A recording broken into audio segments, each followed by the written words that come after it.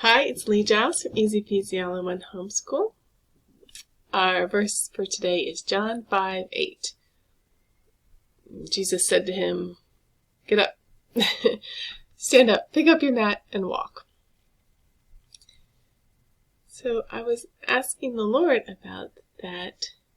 I know there are many lessons out there talking about pick up your mat, saying that this is your old way of life and you don't want to return to it, so pick it up. But I was asking the Lord why he had to carry it. Why were you taking it with you? If this is your old way of life, why are you taking it with you? Your old ways, your old habits. Why is he taking it? Why are you taking it with him? Why the command to walk?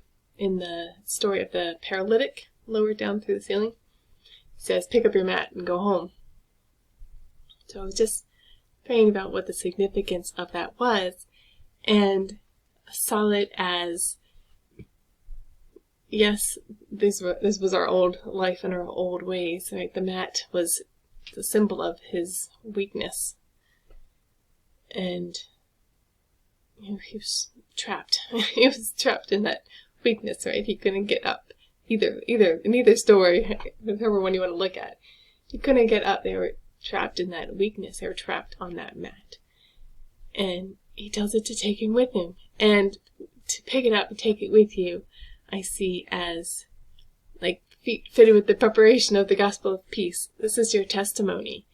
He saves us out of his weaknesses, out of our weaknesses. It is his strength in our weaknesses. It's how he's shown strong, is in our weaknesses. We want to show the world our weaknesses to show them Christ's strength, Christ's salvation. What so great a salvation we have. So, for instance, the Lord saved me out of my weakness. My vice that I had was watching TV, especially movies. I love movies. End of the day, now I get to relax. Right? Get some ice cream, get a snack, put my feet up, and watch something. And I'm human, so I'm very good at justifying, like all of us. And I had limits on how much and when and what I would watch, of course, and I'd watch with the kids, and but eventually the Lord helped me. You can ask him to help you. We have a helper. To not enjoy it anymore, to not want to do it.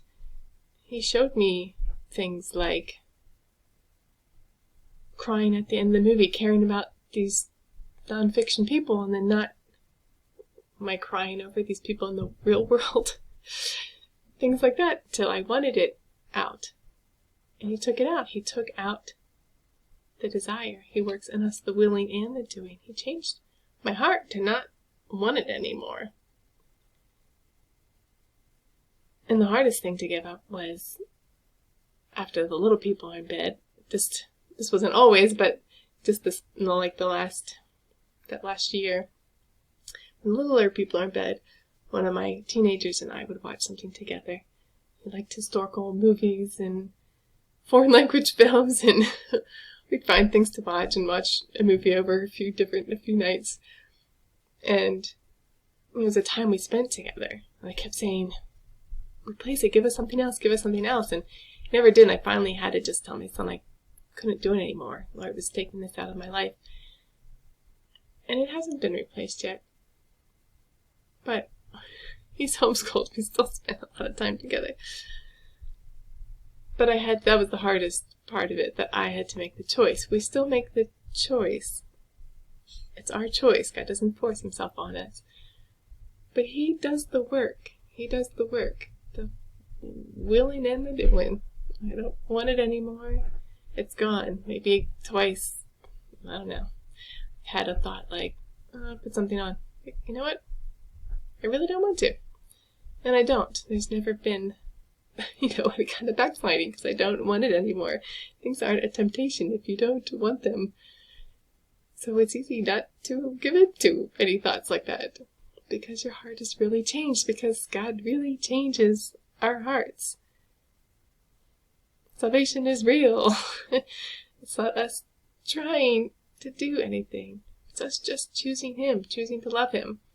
And for the longest time, I would just wonder if I was supposed to give it up, and if I really knew I had to.